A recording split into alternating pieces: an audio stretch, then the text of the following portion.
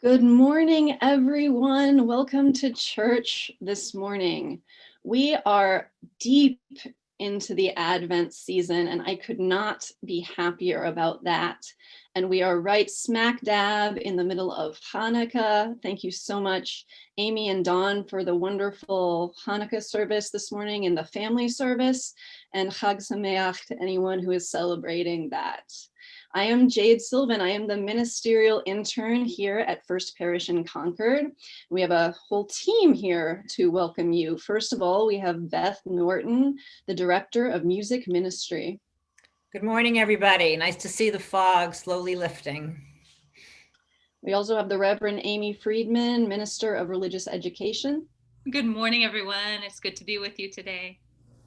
We have the Reverend Howard Dana, Senior Minister. Good morning, everyone. So nice to gather with you in church this morning. Adrienne Betancourt is our Social Action Manager. It's such fun greeting you guys at the door. Dawn Van Patten is our Assistant Director of Religious Education. Good morning, everyone. And Eric Heineke on keys. Good morning, friends. And Sarah Ritchie is our tech person, helping us out with the Zoom. Good morning. It's good to be with you today. Thank you, Sarah. Our call to worship this morning is from a book called The Argonauts by Maggie Nelson. And in this section, she is remembering a time when she was pregnant and her partner had just started his transition. In 2011, it was the summer of our changing bodies. Me, 4 months pregnant, you 6 months on testosterone. Our bodies grew stranger to ourselves, to each other. You sprouted coarse hair in new places. My breasts were sore for over a year. And so we go on, our bodies finding each other again and again, even as we have also been right here all along. Thank you for that call to worship, Jade. One of the things that we do each Sunday that reminds us that we are connected to Unitarian Universalists around our country and around the world is light a chalice. So I invite you to find a chalice near you at home, or a candle will do, and take a moment and light it.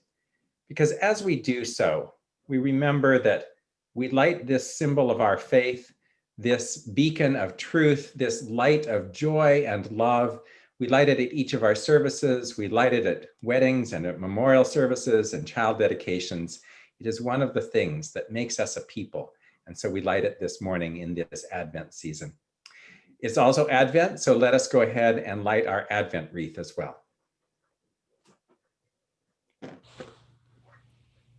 On this third Sunday of Advent, this time of expectation and waiting, we light a candle of hope. We light a candle of peace. And we light a candle of joy.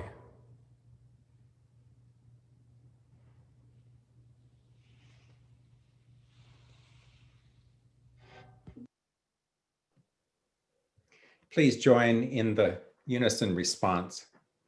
I will light candles this season, candles of joy despite all sadness, candles of hope where despair keeps watch, candles of courage for fears ever present, candles of peace for tempest-tossed days, candles of grace to ease heavy burdens, candles of love to inspire all my living, candles that will burn all the year long.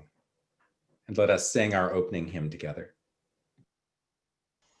I hope you'll join me in singing this very old Advent carol called Lo, How a Rose Ere Blooming. It was written literally in the 1500s, and the words are based on the prophecy from Isaiah, which is often quoted in the Christmas story. There shall come forth a shoot from the stump of Jesse, and a branch shall grow out of his roots. So please Join me, the words will come up soon, in singing, Lo, how a rose ere blooming.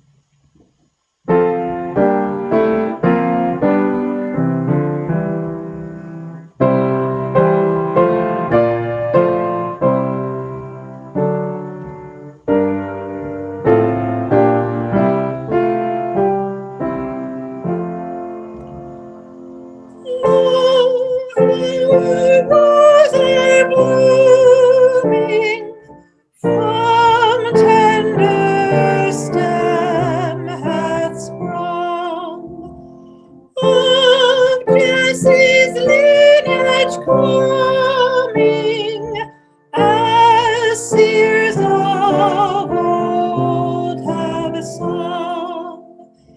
It came a floweret bright amid the cold of winter, when half spent was the night. Isaiah 'twas foretold it, the rose I have in mind.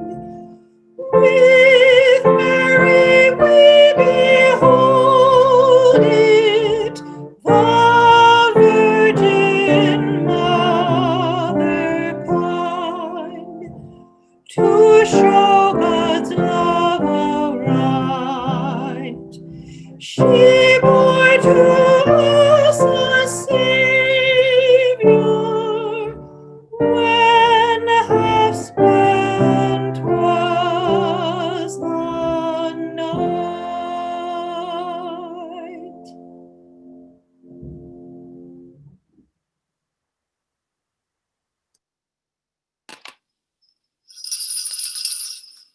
It's time for a story. Once there was a kid named Sandy. It was mid-December in the year 2020. I know people say that this is the most wonderful time of the year, but I have this feeling deep down that I just have to get out. Bah! Humbug!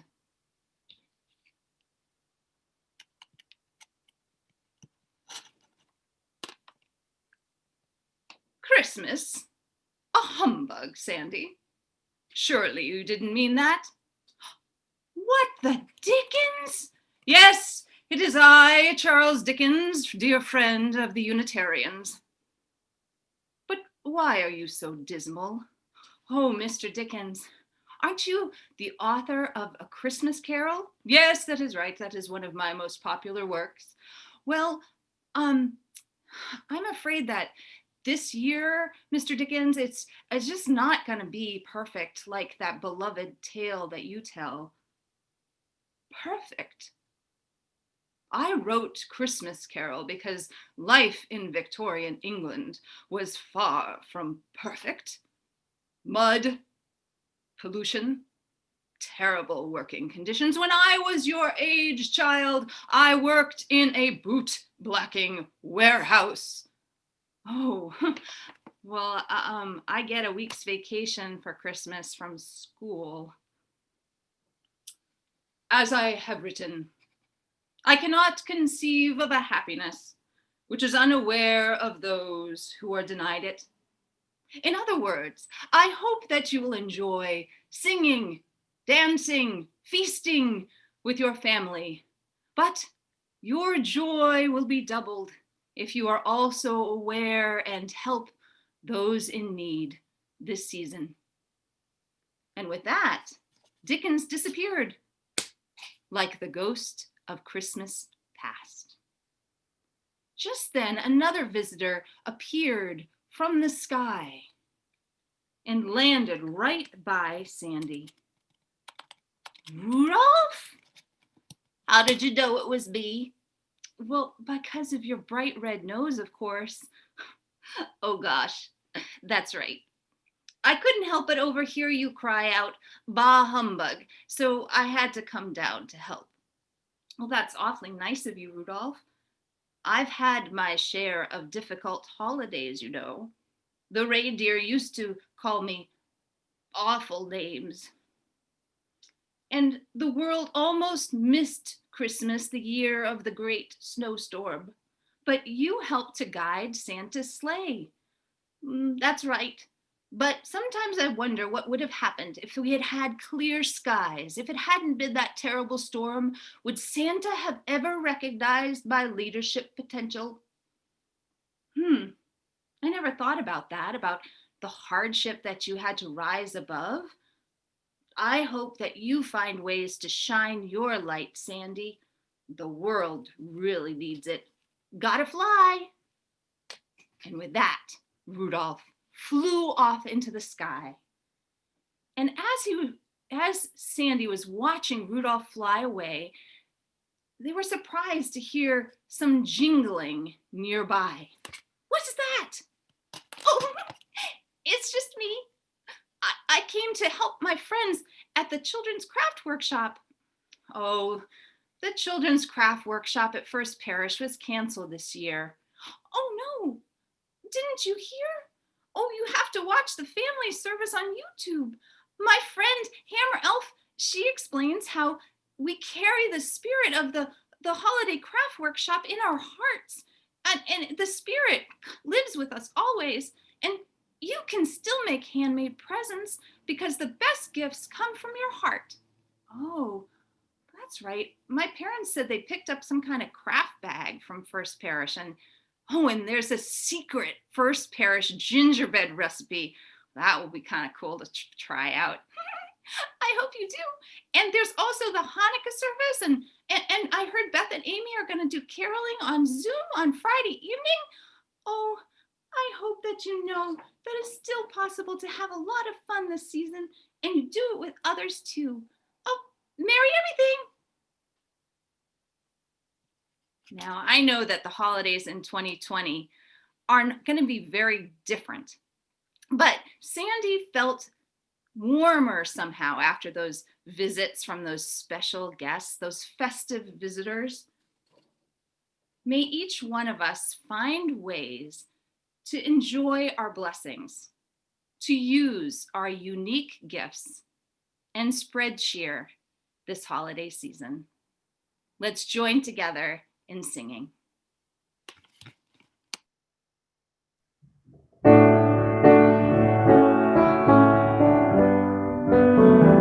Let us open our eyes to see what is beautiful. Let us open our minds to seek what is true. Let us open our hearts to love one another, and may we walk in peace.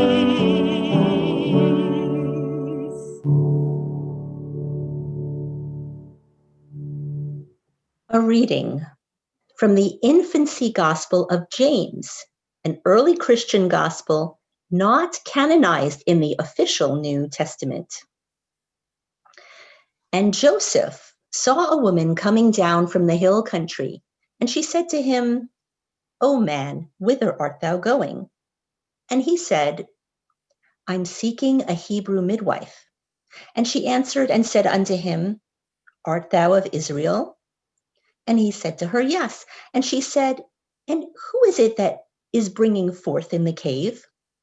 And Joseph said, "A woman betrothed to me." And the midwife said to him, "Is she not thy wife?" And he said to the midwife, "It is Mary that was reared in the temple of the Lord, and I obtained her by lot as my wife. And yet she is not my wife, but has conceived of the Holy Spirit." And the midwife said to him, "Is this true?" And Joseph said to her, "Come and see." And the midwife went away with him. And they stood in the place of the cave, and behold, a luminous cloud overshadowed the cave.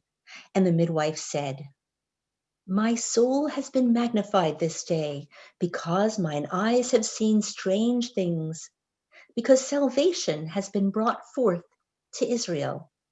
And immediately the cloud disappeared out of the cave, and a great light shone in the cave so that the eyes could not bear it.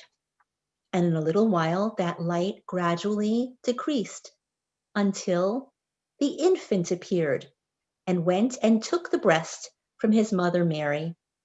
And the midwife cried out and said, "This is a great day to me, because I have seen this strange sight." And now Jade will give the homily. Adrian, thank you so much for that wonderful reading of that story from the Infancy Gospel of James. I'm gonna do a different thing.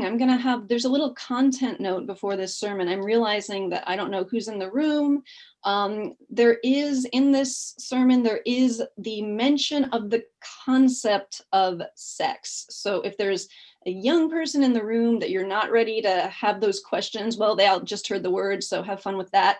But just letting you know that there is the concept mentioned, and there is also a derogatory, antiquated term for a sex worker.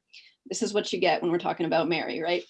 So when I was growing up, my family hardly ever went to Mass, but sometimes when Grandma was visiting, we would go on Christmas.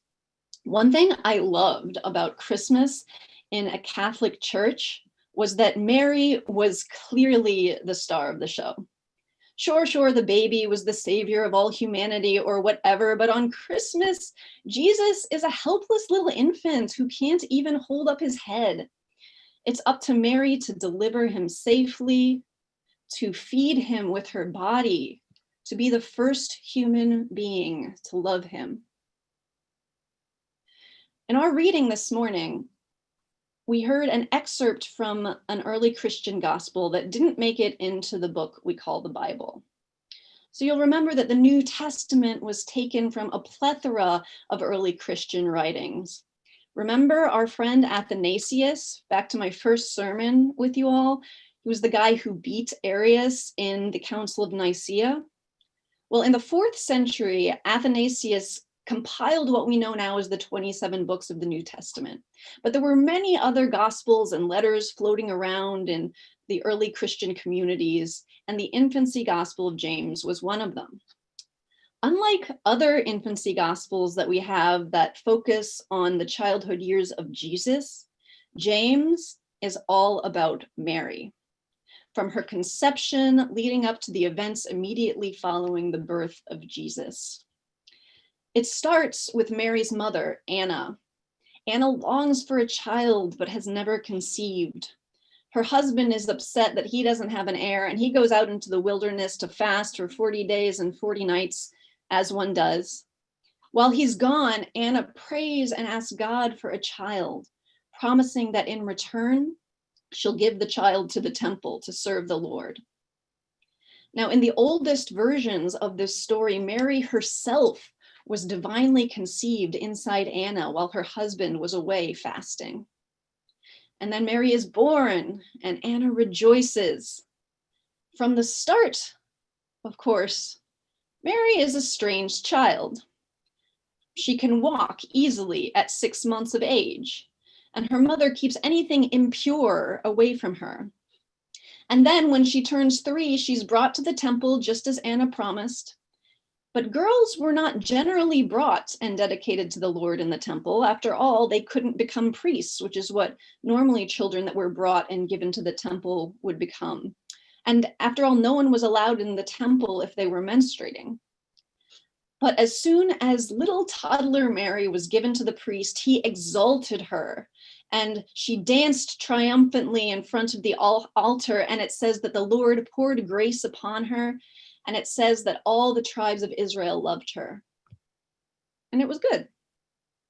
But eventually she turned 12, and the priests didn't want to risk a menstruating human sullying their temple, so they chose a man by lot who would take her in as a betrothed. They chose Joseph, who was old and had adult children and was frankly embarrassed in this story that anyone might think he would ever sleep with this teenager. But he did what was asked, and he took her in and he put her up in one of his houses with some servants, and he basically left her there for 4 years while he was off working. Now, when Mary was 16 in this story, it starts to get a little more recognizable to those of us familiar with the New Testament. An angel comes to her with a strange proposition. She's found favor with God, and God wants to conceive a child with her. Now, Mary has some follow-up questions. She asks if she would have to conceive the way all women conceive. So Mary in this version is not into the idea of sex. Nowadays, we might call her asexual even. But the angel is reassuring she wouldn't have to have the child in this way. That was a perk of divine conception. So she said, okay, let's do it. And she conceives. Joseph comes back eventually and is confused, but he eventually believes her when she says there was no hanky-panky while he was away. And then, you might know this story, the census, Joseph has to go back to Bethlehem, and Mary goes into the labor on the road. And in this version, they find a cave, not a barn. And Joseph has no idea what he's doing. So he runs out to find a midwife. And that's when we get to today's reading. The Hebrew midwife that Joseph finds understandably doubts his word that Mary is a virgin, but she follows him anyway. And she witnesses Jesus born in a bath of light. My soul has been magnified this day, she says, because I have seen this strange sight. I love that translation. It's true, this sight is certainly strange. This midwife who has helped hundreds of babies into the world is shocked. This picture, a teenage asexual virgin giving birth in a shaft of light next to her aging, impotent betrothed, is nothing like the picture of a family this midwife had in her head. But this midwife is wise, and she knows a holy family when she sees one. My soul has been magnified this day because I have seen this strange sight. The infancy gospel of James was not an obscure gospel. It was widely circulated and widely read even after the New Testament was created. In fact, the stories about Mary in the Quran seem to draw from the very same traditions. Now, Mary has been reimagined and analyzed throughout ages, throughout cultures in faith, historical, and pop culture contexts. Now, if you bring up Mary and the virgin birth in earnest in mixed UU company, you could well ruin dinner. Many humanists scoff at the idea that anyone could have believed Mary was a virgin. Now, as an aside, I will say, as a member of the LGBTQ community, I know several people who might traditionally be labeled virgins who, in fact, have conceived and given birth, but I digress. I've also heard the idea that the Virgin Mother places unrealistic purity standards on women. This is sometimes a feminist reading. You know, that the Virgin Mary archetype necessitates the whore archetype, the Jezebel, the promiscuous, sinful woman. But the thing is, if Mary wasn't a virgin, then she was an unwed teen mom. And even then, Joseph enters the picture later, a father with no biological connection to Jesus, still not the picture of what we might call a traditional family. But families are strange. And if we cling too hard to our image of what a family should be, we might miss all the holy families right in front of us. The truth is, Mary is the virgin and the whore and everything in between and outside. The truth is, Joseph is a befuddled co-father, stumbling through his responsibilities as part of this holy triad.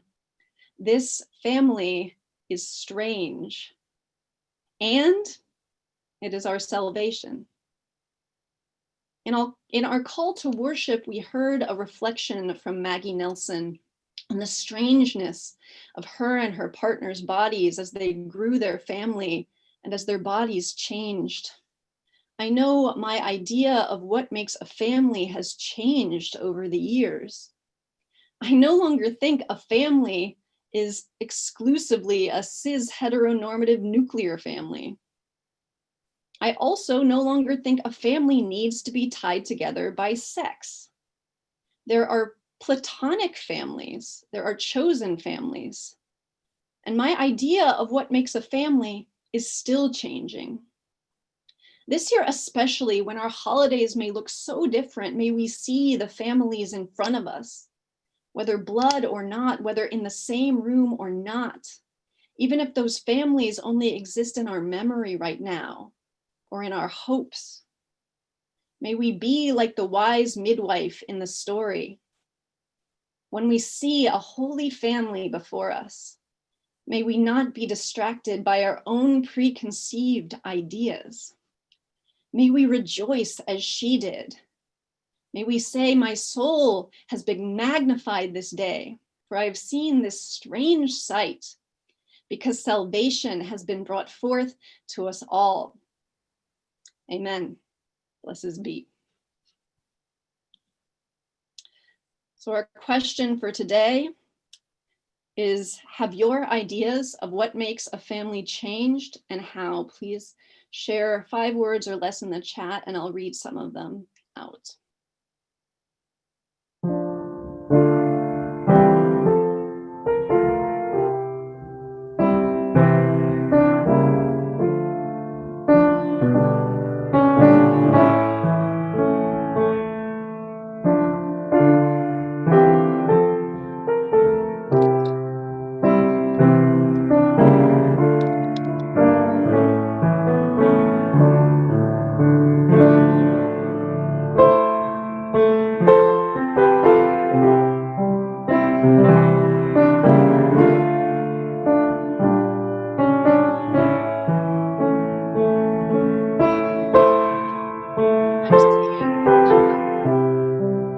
Answers coming in.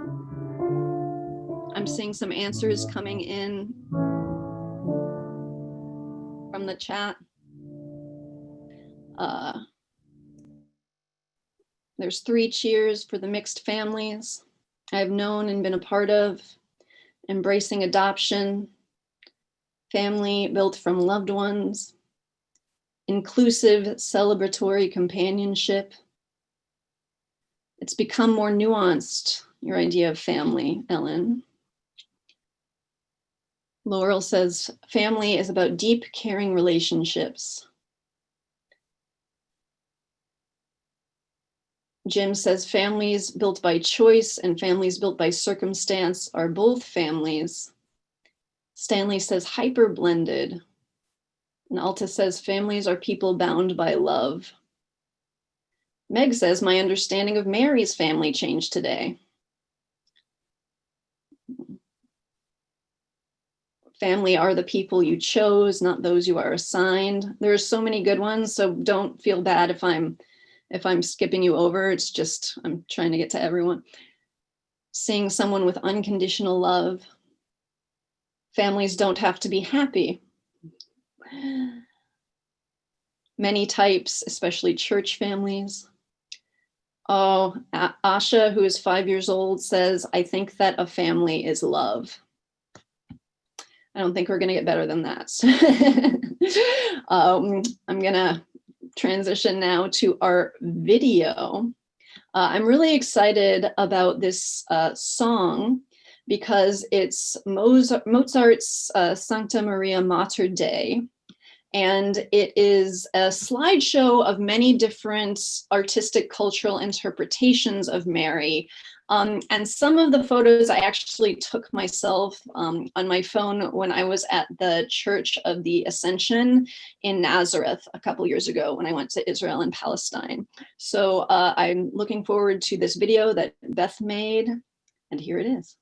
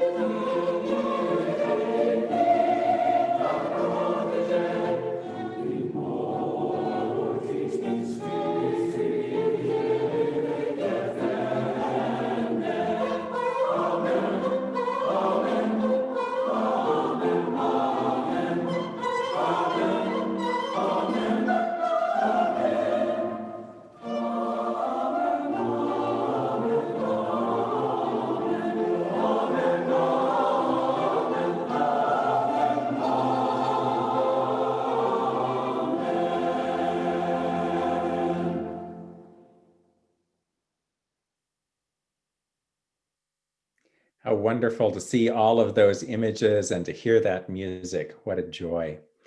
We come to the time in our service, a time of prayer and meditation, when we think of those who are on our hearts, those who are experiencing great joy today, and also those who are experiencing illness or sadness or sorrow. And we hold them in our prayers. This morning, we have a number of folks that we want to lift up in prayer, and Sarah will put the more details into the chat as I say these. So this morning, we rejoice with Diane and Victor. We offer prayers of healing for Eden, Loren, and little Elliot. And now I invite you to speak the names of those who are on your heart, or type their names into the chat, that we might hold all of them in prayer together.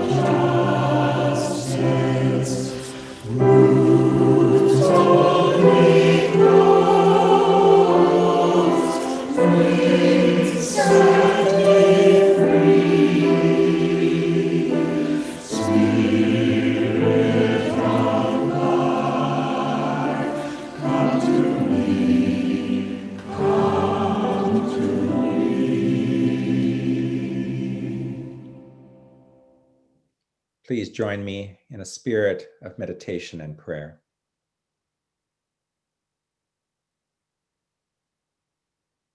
Spirit of life, this morning we light a candle for joy in our Advent wreath. Joy, that strange sensation when things are going well. Joy, a filling of the body with goodness and warmth. Joy, the thing that makes us break out in a smile. This morning we light a candle for joy in our Advent wreath, even if it feels a bit forced. Because the darkness is so dark, we need joy. Because the night is so long, we need joy. Because the winter is so cold, we need joy. It would be easy this hard Advent season to forget about joy. It would be easy to succumb to despair, for there is much to grieve. It is such a hard time for our country and our world right now. The list of ailments is long, and we know it by heart, you and I. Each grim day follows the next. Time loses its regularity, dragging one week and disappearing the next. Rhythms help, but we tire of them. Routines become drudgery. Boredom drags at us. Pills and the bottle call. Numbness sets in. The effort seems not worth it. Night falls. Another day.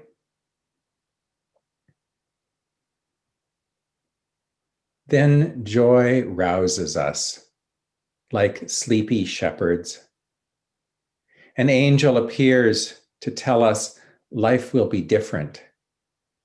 Tragic circumstances unfold into unexpected blessings. We awake to something good growing in us. Tears fall as we grasp this new miracle. Spirit of life, you knew we were not dead all along. You knew we were not lost, not really. You knew that there was more for us to hold on to, more for us to believe in. Life reasserts itself once more. A candle for joy glows in the darkness. Keep us like Mary, open to the new, the different, the frightening. Keep us like Mary, willing to be convinced of some new possibility. Keep us like Mary, humble enough to be guided, reassured that we are not alone. For joy cannot be forced. It cannot be manufactured. Joy must emerge whole and uninvited. It must arise from the accidental blessings of our everyday lives. Joy arrives unbidden but welcome. Care for us this season of darkness and cold. Reassure us that the light will return. The lamp will last all 8 days. The baby will be born. And remind us always that living is so precious and so rare. Open our eyes to joy. Open our hearts to love, that our living might be a blessing to this world. Let us rest in silence together.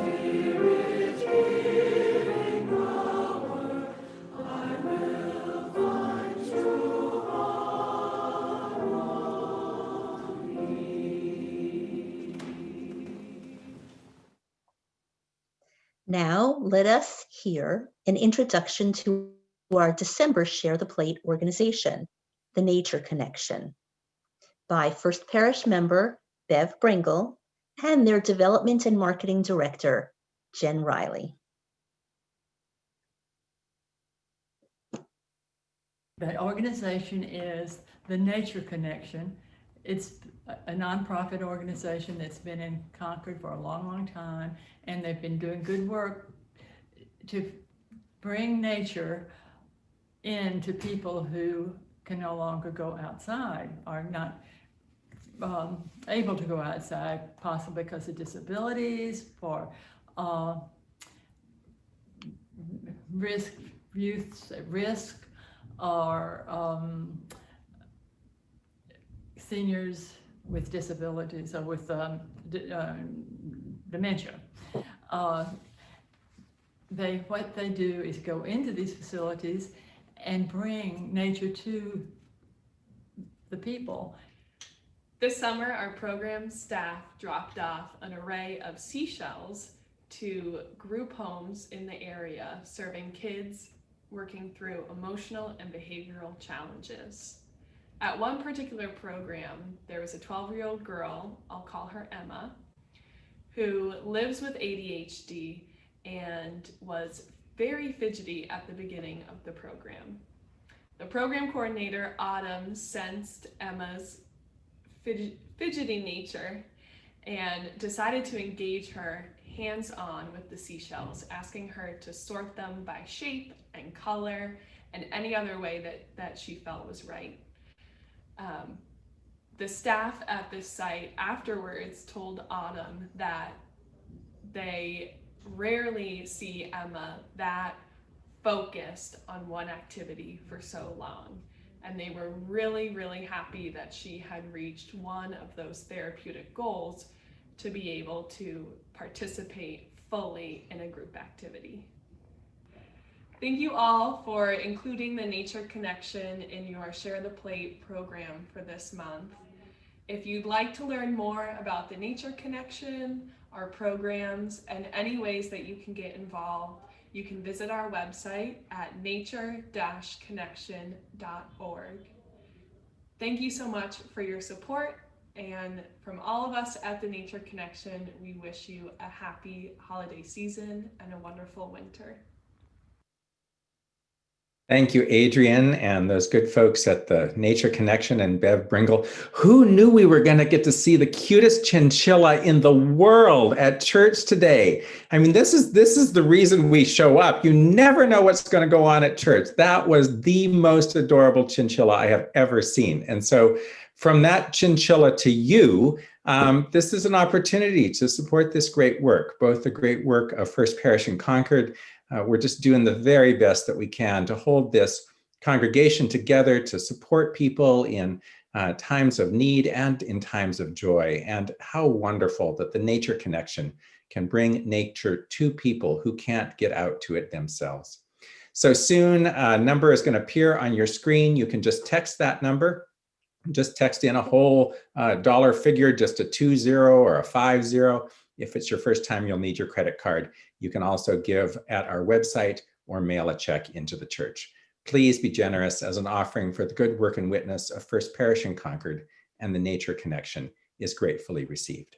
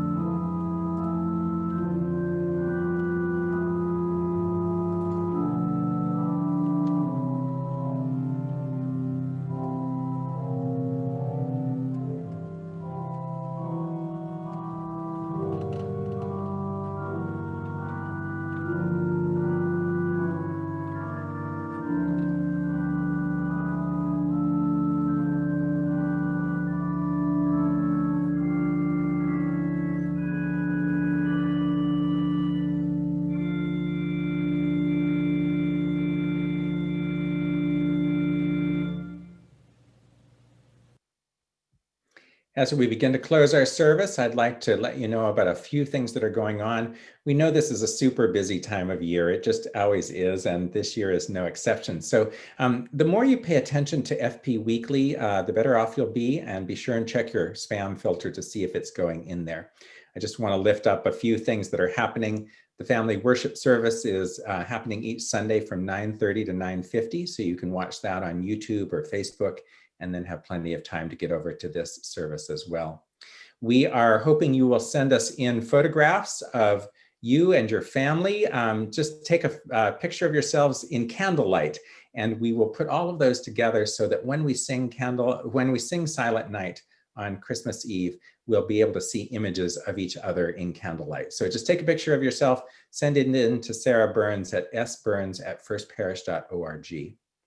This Friday, you have an opportunity to come caroling, and you can do it from the warmth of your own home. So Rise Up Caroling is going to happen this Friday at 7:30. Join Amy and Beth and a special guest on Zoom for a nice round of caroling. The link will be in FP Weekly.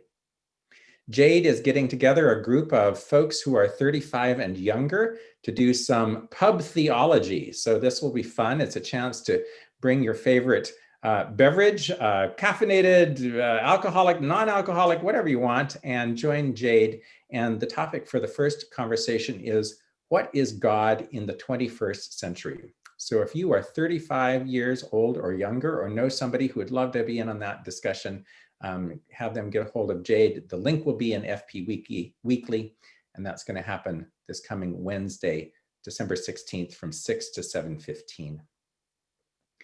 There is just one Christmas Eve service on Christmas Eve. We'll be doing it live on this webinar platform and putting it out on YouTube. That's going to be at 7:00 p.m. So you're welcome to join us live at 7 p.m. or you can watch it anytime after that. You can watch it the next day or sometime in the week to come. We do hope that you will join us for Christmas Eve this year.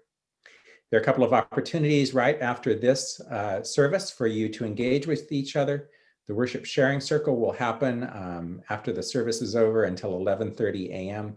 It's a chance to talk in a small group about the themes of the service and to see one another there. And also Laurel Doggett is here. She is from the Standing Committee, and she'd like to invite you to online coffee hour.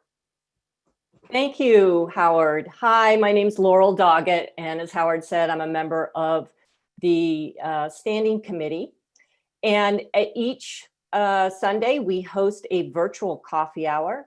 So this is a wonderful time for you to join this holy, unique, strange, wonderful First Parish family. If you're new to First Parish or you're new to coffee hour, it's very informal. There will be a link in the chat, so just click on that link and it's a chance for us to connect, support one another, and have some good conversations. So I look forward to seeing you shortly after the service. Thank you, Laurel. And that too will finish by about 11:30. Let us now sing our closing song, one of my favorite Christmas songs at this time of year. Please join in singing.